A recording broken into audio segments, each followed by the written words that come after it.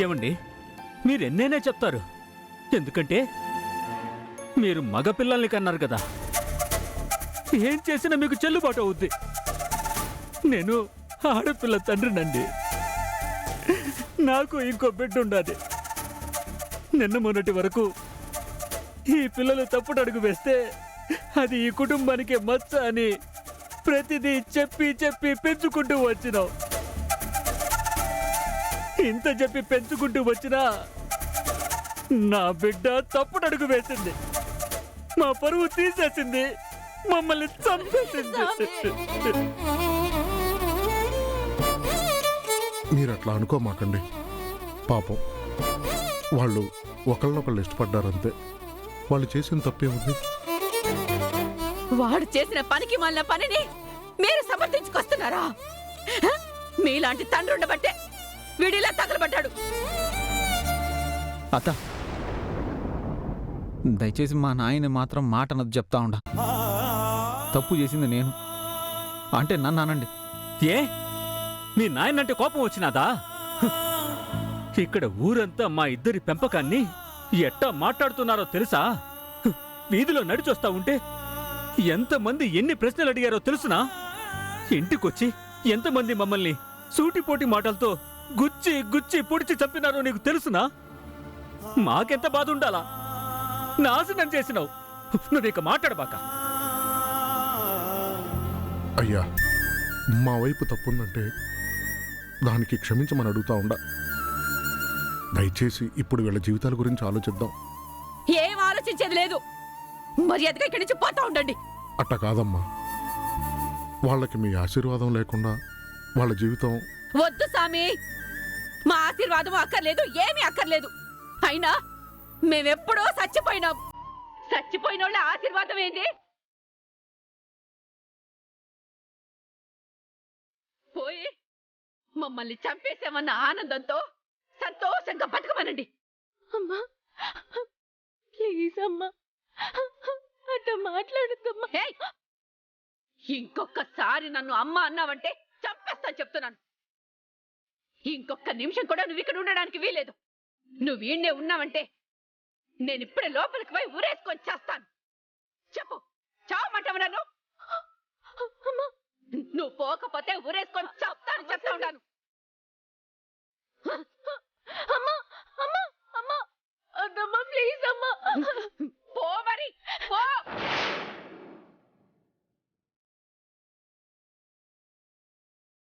రామ్మా.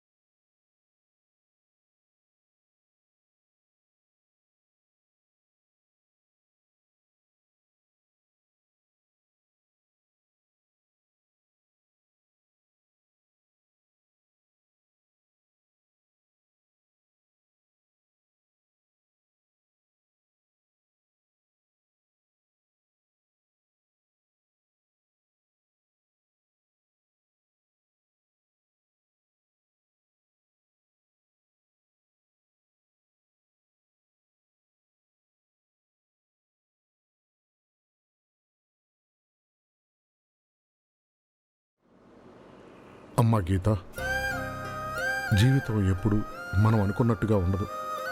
ఎప్పుడు ఏ మలుపు తీసుకున్నా ఆ మలుపుల దగ్గర మన జీవితాన్ని చాలా జాగ్రత్తగా తీసుకొని ముందుకు వెళ్తూ ఉండాలి. అనుకోకుండా నీ జీవితంలో ఎలాంటి మలుపు వచ్చింది. నువ్వు నీ తల్లిదండ్రుల గురించి ఎంత బాధపడుతున్నావో అంతకు రెట్టింపు వాళ్ళు కుమిలిపోతున్నారు. తండ్రిగా మీ నాన్న బాధని, మీ అమ్మ ఆవేదనని అర్థం చేసుకోగలను. కానీ వాళ్ళు బాధపడుతున్నారు. ఇలా జరిగిపోయింది ఏంటి అని మనం బాధపడుతూ కూర్చుంటే పరిస్థితుల్ని సరిదిద్దలేం. అన్నిటినీ సరిదిద్దాలి. మళ్ళీ మునుపట్లాగా అందరూ సంతోషంగా ఉండాలి అనే పరిస్థితుల్ని తీసుకురావాలి అంటే జరగాల్సిన దాని గురించి ఆలోచించాలి. ఇప్పుడు అయిపోయిన దాని గురించి, ఎవరు ఎలా చేశారు, ఎందుకు ఇలా చేసేశారు అనే తర్కానికి వెళ్ళి తగోలు పెట్టుకోవడం కంటే జరిగిన తప్పుని సరిదిద్దడం కరెక్ట్. నువ్వు ఈ బాధ నుండి వీలైనంత త్వరగా బయటపడి ఈ రెండు కుటుంబాల మధ్యన ఉన్న సమస్యల్ని తొలగించడానికి, నీ కాపురాన్ని చక్కదిద్దుకోవడానికి, మీ అమ్మా నాన్నల్ని సంతోషపెట్టడానికి ఏం చేయాలో దాని గురించి మాత్రమే ఆలోచించు. ఇప్పుడు మనం ఇంటికి వెళ్ళగానే ఇంతకి రెట్టింపుగా మీ అత్తయ్య దగ్గర నుంచి నీకు వ్యతిరేకత రావచ్చు. నిన్ను అవమానించవచ్చు, మాట్లాడచ్చు, ఏదైనా జరగచ్చు. కానీ నువ్వు గుర్తుంచుకోవాల్సింది ఒకటేనమ్మా, ఇవి కేవలం తాత్కాలికం. ఇప్పుడు జరిగిన తాలూకు విషయాల గురించి గొడవ పెట్టుకోకుండా అనుసరించుకుంటూ తెలివిగా పరిస్థితులను సరిదిద్దుకోమని చెప్తున్నాను. అర్థం చేసుకో.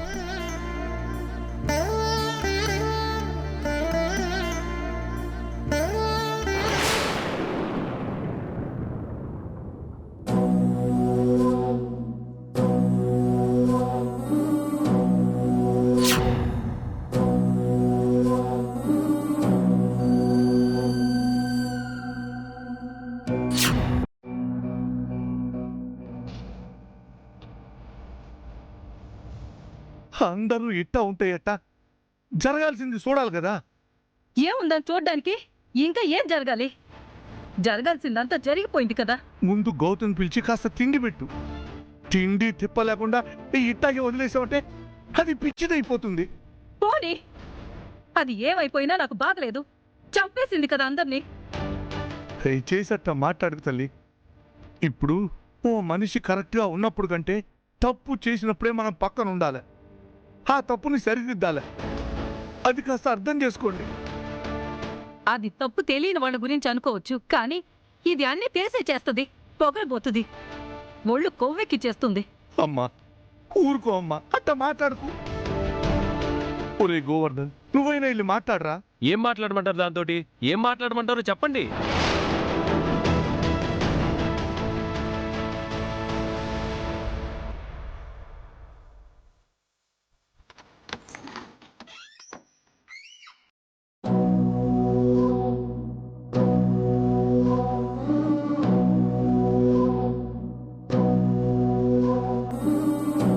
అమ్మా లే తల్లి, కొంచెం తిని డాక్టర్ దగ్గరికి వెళ్దాం. టీటీ ఇంజెక్షన్ చేయించుకుందువు గాని ఆ చేతినట్ట వదిలేకూడదు తల్లి, మళ్ళీ సెప్టిక్ అవుద్ది. ఇక్కడ నా లైఫ్ అయిపోయింది. నా చెయ్యి గురించి మాట్లాడుతున్నారు మీరు. జాతకాన్ని దద్దమ్మలాగా ఇలా పడున్నాను కదా. సరే వదిలేయమ్మా, జరగాల్సింది చూడు. జరగాల్సింది చూడటం కాదు, నేను అనుకున్నది జరగాలి. సరే ఏమవుతుంది చూడు. పిచ్చి పిచ్చిగా ఆలోచించబాక, వదిలేసేయి. ఇదిగో తర్వాత చూసుకుందాం తల్లి. మామా, దయచేసి మీరు వెళ్ళండి, చిరాకు పెట్టద్దు. అది కాదమ్మా, నా పోతారా లేదా?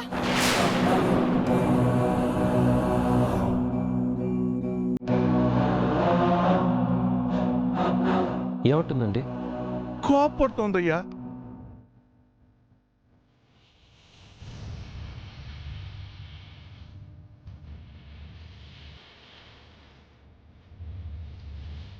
రావద్దు, వెళ్ళు. గౌతమి, నేను చెప్పేది ఒక్కసారి విను ప్లీజ్. వెళ్ళమంటున్నాను. నిన్ను చూస్తుంటేనే నాకు చిరాకుగా ఉండదు. సరే, నీకెంత కోపం వస్తుందో, నువ్వెంత చిరాకు పడతావో పడు. నీ కోపం తగ్గేదాకా నువ్వు నన్ను ఏమనాలనుకుంటావో అను. కానీ నువ్వు మాత్రం ఇలా ఉండొద్దు. ముందులే రా. వెళ్ళు, వెళ్ళి ఇక్కడి నుంచి. నువ్వు నా జీవితానికి శాపంలో దాపరించినావు. వెళ్ళిపో ఇక్కడి నుంచి. వెళ్ళను. నువ్వు ఏం చేసినా నేను వెళ్ళను. వెళ్ళవా? వెళ్ళను.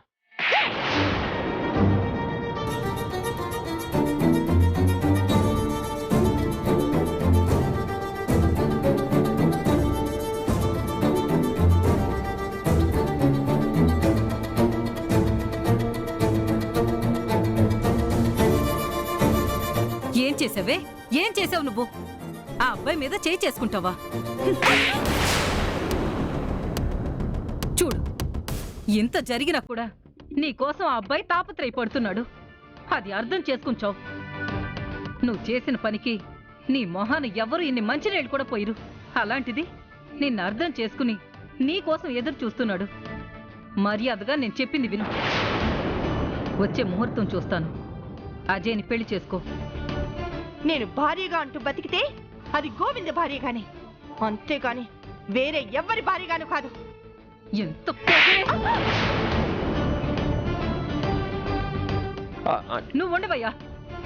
చూడు, ఇతను తప్ప నిన్నెవ్వరు ఇంత ప్రేమగా చూసుకోరు.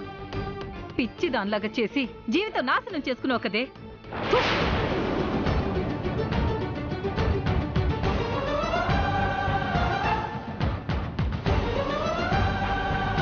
ఆ దేవుడు నాకు చెవిడవ్వకుండా చూపు లేకుండా చేసినా బాగుండేది. ఇవన్నీ చూసేవాడిని కాదు. దేవుడా, ఇంకెన్నెన్ని చూడాల్సి వస్తుందో. నిన్ను అపురూపంగా పెంచినందుకు, కంటి పాపలా చూసుకున్నందుకు మాకు తగిన శాస్త్రం చేసావమ్మా. చెయ్యి, నీ ఇష్టం. నువ్వేం చేస్తావో చెయ్యమ్మా. చెయ్యి.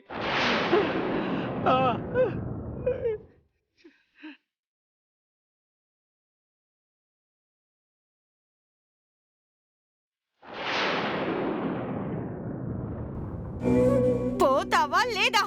కానీ గౌతమి,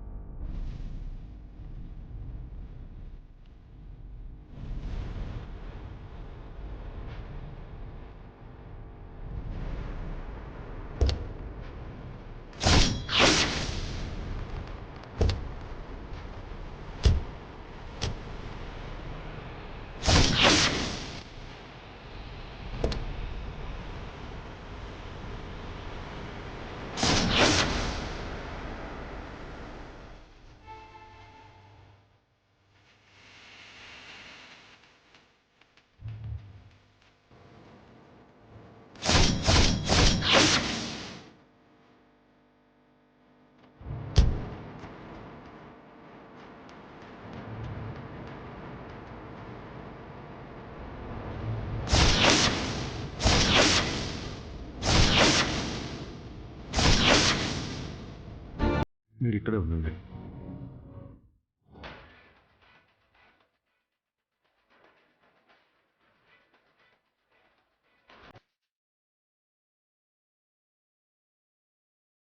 కనకరత్నం, కోడలు వచ్చింది. కొడుకుని కోడల్ని హారతిచ్చి ఆహ్వానించమని చెప్పినా నువ్వు ఆహ్వానించవని నాకు తెలుసు. కానీ నీకు భర్తగా, గోవింద్కి తండ్రిగా ఒక మాట చెప్పాల్సిన బాధ్యత నాకుంది కాబట్టి నీతో చెప్తున్నాను. వాళ్ళిద్దరినీ హారతిచ్చి ఆహ్వానించు. ఓ, ఇప్పుడు మీరు చెప్పినట్టు నేను పని చేయాలని కోరుకుంటున్నారా? మరి మండపంలో తాళి కట్టించేటప్పుడు ఏమయ్యండది? అసలు వీడి పెళ్లి నిశ్చయం కాకముందు నుంచి నేను మొత్తుకుంటానే ఉన్నాను. తర్వాత కూడా ఎన్నోసార్లు బతిమాలుకున్నాను. నువ్వు వినలేదు. నువ్వు వినకపోవడం వల్ల ఏది ఆగిపోదు కదా. జరగాల్సింది జరిగింది. ఇప్పుడు నువ్వు గాని నేను గాని చేయగలిగింది ఏమీ లేదు. ఈ ఇల్లు ప్రశాంతంగా ఉండాలన్నా, వాళ్ళు జీవితంలో సంతోషంగా ఉండాలనుకున్నా జరిగిందాన్ని అంగీకరించి ఆశీర్వదించడం ఒక్కటే మార్గం. రా, వచ్చి కొడుకు కోడలికి హారతిచ్చి ఆహ్వానించు.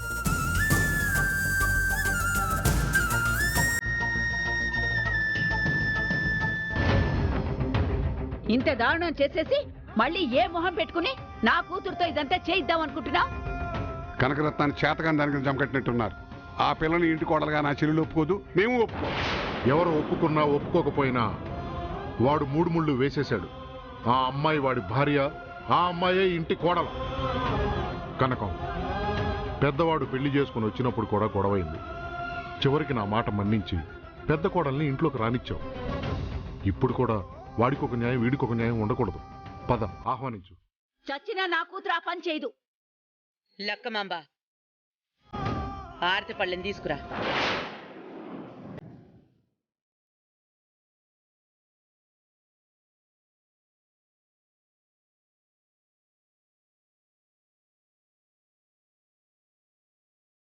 లక్కమాంబ, వినపడలేదా?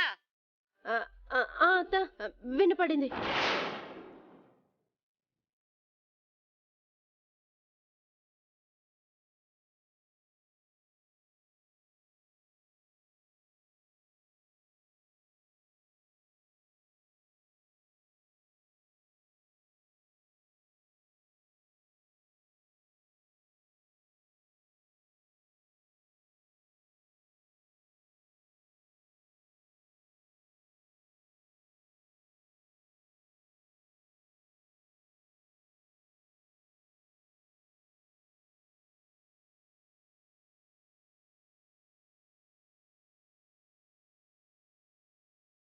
కింద దాన్ని నువ్వు ఆర్తిచ్చి ఆహ్వానించడమేందే?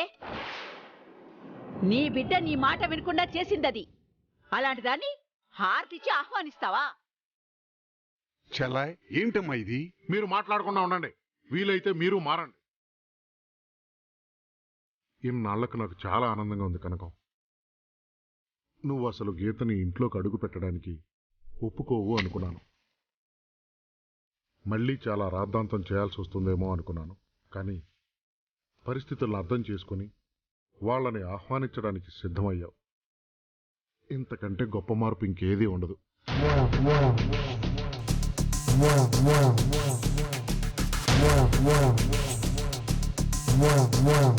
అమ్మా, హారతి ఇచ్చేటప్పుడు ముత్తైదువులు అందరూ ఉండాలి. మీరు కూడా వచ్చి చెయ్యండి. వాళ్ళని అక్కడే ఉండమను.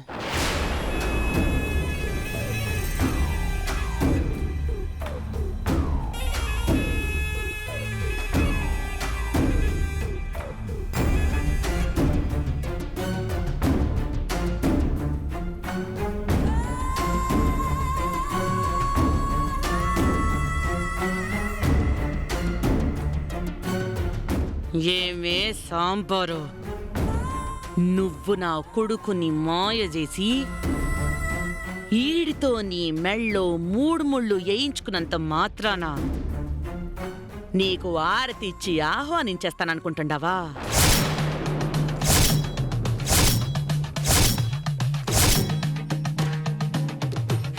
సచ్చిన ఆహ్వానించను.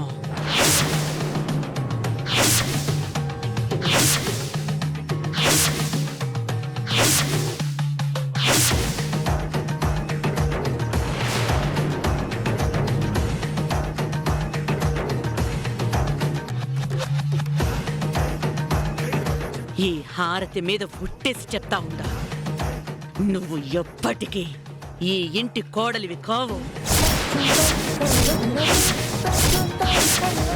ఈడు నీ మెళ్ళో తాళి కట్టడం వల్ల నువ్వు భార్య అనే స్థానాన్ని పొందొచ్చేమో గాని ఎప్పటికీ ఈ కనకరత్నం కోడలివి కావు, ఈ ఇంటి కోడలివి కావు.